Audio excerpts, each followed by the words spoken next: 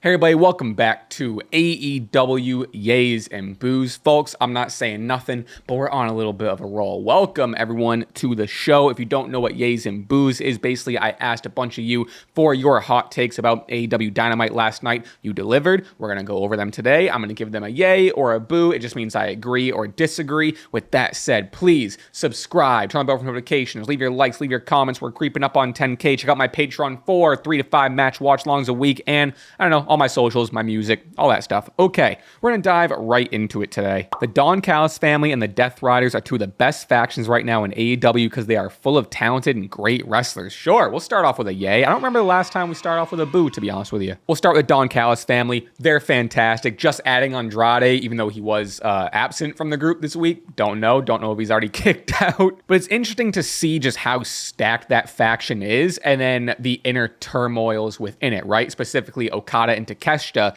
The Don Callis family is just collecting, or Don Callis specifically, is just collecting these mega stars. But sometimes there's going to be different egos. If you have a whole faction with the best in the worlds, people are going to eventually clash. And then I'm really curious what's going to happen within the Don Callis family between Takeshita and Okada. Who's going to stay? My guess, because Takeshita leans a lot more face than Okada right now. So I'm thinking this is going to eventually lead to Takeshita breaking off from the Don Callis family, like I think he should, onto his own, killing it. That'll be his departure from the group, and then hopefully Okada puts Takeshita over, and then that kid has just the biggest future in the world. I do see the criticism though of it being too stacked, but I think that sort of thinking right now is a little bit counting your chickens before they hatch, because right now it's been good. Now I do think, and specifically my fear with maybe an Andrade joining or a El Clone type people, or even like a Kyle Fletcher, right, is that they might be getting overshadowed in some instances. Is Kyle Fletcher still in Don Callis family? I think so, right? God, there's so many. But there's risks of being overshadowed while and Okada and Takeshita story is going. You might not focus on that much of an Andrade, and I don't know, but so far I'm liking it. Over to the Death Riders. Look, not really what this comment's about, but I have yet to see, I'll say, a faction in general have an audience be so wishy-washy and flip-floppy on, and more specifically, Jon Moxley. Now I'm seeing tweets that Jon Moxley's the best wrestler and he rocks, which I agree with, and I've always been on that camp. I've never been a Jon Moxley hater, but just 7 months ago, everyone's like, Jon Moxley's a fraud. He's the worst wrestler on the planet. I don't know. People are insane. Twitter is full of bots. Nothing is real. Everyone just talks out of their ass just for engagement, and everyone just jumps on the popular and fun opinion right in the moment. AEW sucks and Jon Moxley sucks. Now AEW is the best in the world and Jon Moxley's been killing it and blah blah. Now a little credit to that, as I guess I can for sure agree that the Death Riders story did kind of have its low, right? But I don't think that's enough for everyone to be so wishy-washy and whatever. But I am at least glad that now the Death Riders in general are on an upswing, leading to an audience and a fan base, or a wishy-washy, fickle fan base coming back on the side that the Death Riders are cool and Jon Moxley is sick. Jon Moxley has been one of the best professional wrestlers on the planet for, I don't know, the better part of 5, 6, 7 years. As 7? Yeah, sure, whatever. My one request right now with the Death Riders is I would like to see a little bit more emphasis put on Claudio, Yuta, and now Daniel Garcia. Claudio, something interesting going on with Claudio. While Daniel Garcia was talking, Claudio, first of all, he interrupted Yuta. Yuta didn't seem too hyped on that. And then Claudio, kind of in the back, kind of like giving Danny a little weird of a look, and then he kind of stormed off quick. I don't know. There's something that's going to explode, I think, with Claudio and Danny. Maybe you're trying to take my spot, and da-da-da. Again, similar to the Don Callis family, I would really enjoy some sort of inner turmoil, dominance to be the right-hand man to a Jon Moxley, even though Marina Shafir, maybe it's like the left-hand man, because Marina Shafir, I love being like the right-hand person to a Jon Moxley. And also just the presentation of the Death Riders, their song rocks. A bunch of people are putting their theme song over other wrestlers. The logo, don't hear too many people talking about how sick the logo is. Very like American traditional sort of style with an owl. That rocks. So yeah, not to be too long-winded about this, but I am also enjoying both these groups. We'll move on. Pac needs to wrestle in trunks immediately the next time he wrestles. People, all right, no one can do anything, man. I've been seeing people immediately giving him crap since he showed up with a new hairstyle, and now he's wrestling in these this singlet sort of thing with the long tights. I think as someone who is very aesthetically driven, and I get criticized sometimes by like paying too much attention to the wardrobe and the presentation and the look and like the ads and whatever. Like I have a thing for how things look and an aesthetic and whatever. So coming from me, I don't love Pac's attire, but like I didn't see it and be like, what the hell? Also, yoked out of his mind, dude. I mean, like I think he's always been this jacked. Well, I don't know if he's been this jacked. He's always been jacked, but like he looked insane. And I do love like the trope of a singlet. You can like take down the straps and that dude is a professional wrestler. Oh my God. I think because he looks like that and he looks like he could kill anybody on the spot, I think he can get away with wearing whatever he wants. But like, I don't know, it didn't immediately jump out to me. So I forgot what show this is. So this is getting a boo for me personally. I've seen a lot of people agree with you though of like, Pac, what the hell are you wearing? I like it. I think it's fine. I don't even know if I like it, but I'm not moved either way by it. I think it's just like, yeah, that's what I don't know. It's interesting to me how many people are criticizing this, and I don't know. Next. Yay for Lacey Lane making her debut. I'll meet you right there with that. Yay, bro. Lacey Lane, huh? When she first came out, I was like, it took me 1 second and I was like, what the hell? It's like, is that Caden Carter? Is that Caden Carter? She killed it. Immediately has a better presentation than her whole WWE career. Has had better in-ring presentation or allowed to do cooler moves. Her and Mercedes killed it. And yeah, I think this was a great debut match. Now, I don't know. Someone will tell me in the comments. Is Lacey Lane, I think they mentioned maybe she was in ROH or something. Is Lacey Lane all elite? Or is this just her AEW debut? She doesn't have a contract. I don't know. But she looked great. I loved like the contact she was wearing. Her and Mercedes were tearing it down. Some moves we have not seen from Caden Carter, and Lacey Lane. And I hope this is I don't want to use the term rejuvenation, but for lack of a better term, rejuvenation, maybe second chapter of her career post WWE, because she rocks and she could for sure be a star. Jet Speed deserved the tag title sooner than later. Maybe they can win it in a multi-team match, or would Brodito turn heel? All right, this is getting a yay. I don't know about like the speculation of the fantasy book into the latter half. I don't necessarily agree or disagree with it. Just haven't thought about it yet. Maybe we'll think about it together. And in terms of Jet Speed, man, they deserve the titles for sure. Now, listen, Brodito also deserves the titles. I love them with the titles. I don't know if they're going to beat Okada and Takeshita at Wrestle Dream. There's two things that are going to happen in that match. One is either Okada and Takeshita are going to finally like come to blows and they're going to, not win the tag titles and Brodito keeps them and then maybe it goes to a Jet Speed. Or, which I would kind of maybe prefer, is Okada and Takeshita are so damn good they can't help but win the tag titles, and now it's like, oh great, look,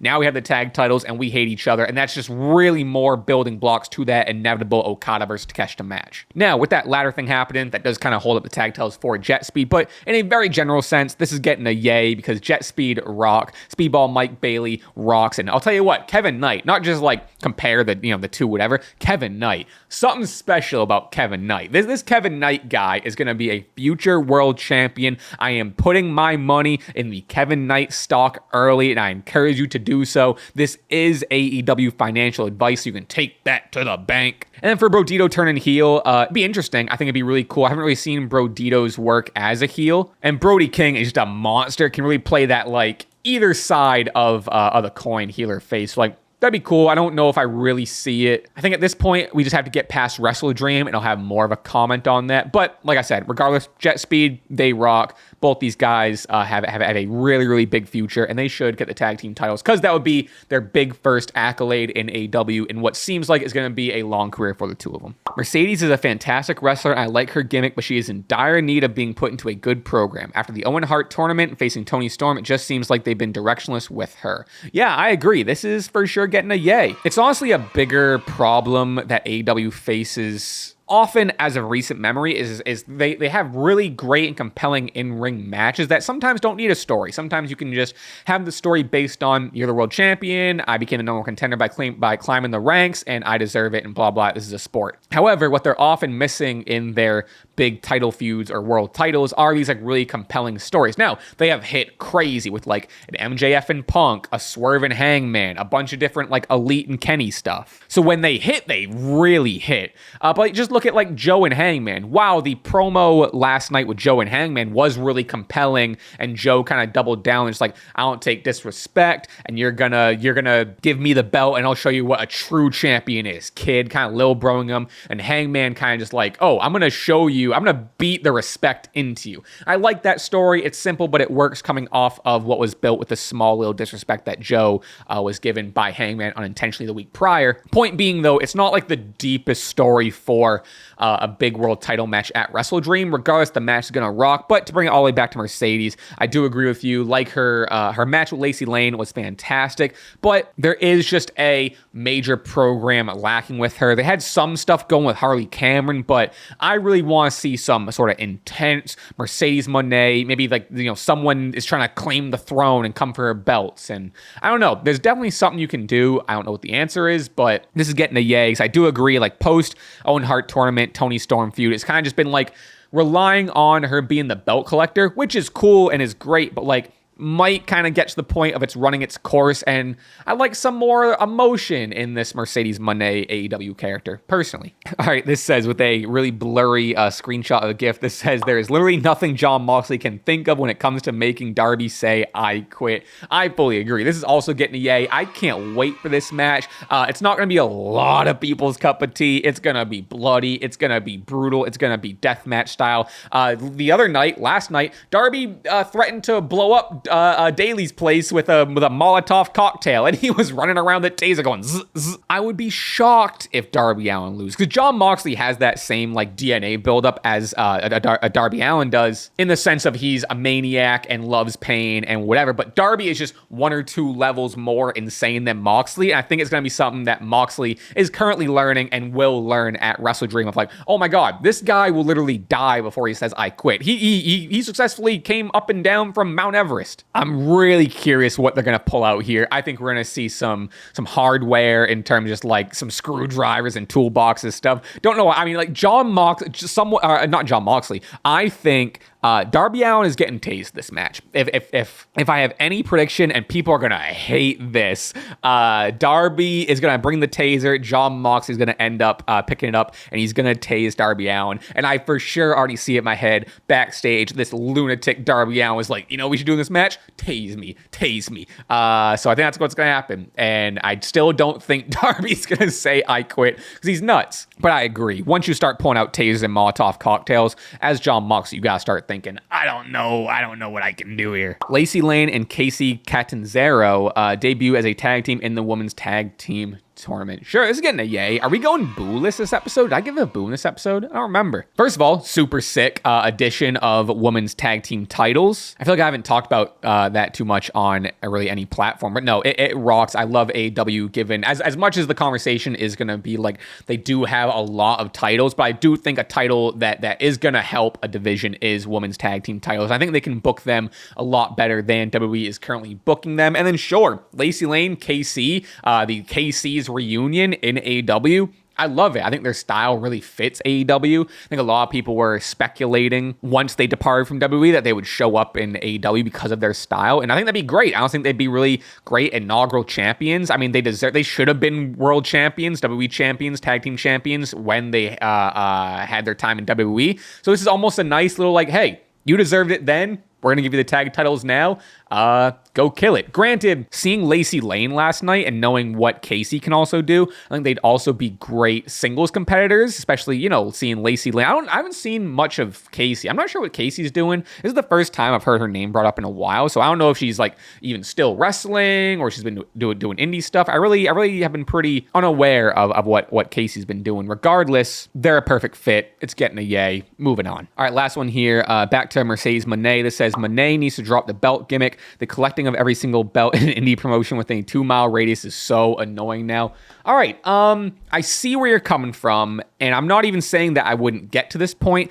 currently giving it a boo, but this is a thing that we're going to see how this ages and give it X amount more months. I could for sure see myself being like, okay, like, I get it, belt collector, and a lot of these belts kind of like don't mean a lot to a lot of people just watching AEW, right? So this is getting a boo, but like I said, time will tell. This is gonna age. Also, it's a conversation I think me and Jimmy have often on the podcast, or outside of it, is like, what are they gonna do with Mercedes to drop these belts? Is she just gonna vacate these? Is she gonna have to go back to like every single promotion on the indie scene or in Japan or whatever and drop these belts one by one? I believe she already did drop the Strong Women's Championship. Could be wrong on that, but I think so. But yeah, it's you kind of paint yourself or put yourself in a corner with all these belts, because like eventually you gotta lose them. And as sick as the presentation is, I'm not currently annoyed by it, but like I could see us getting further down the line being like, okay, well, now she's got to lose a bunch, which they can use for a story, and her losing all the belts, and she descends into like,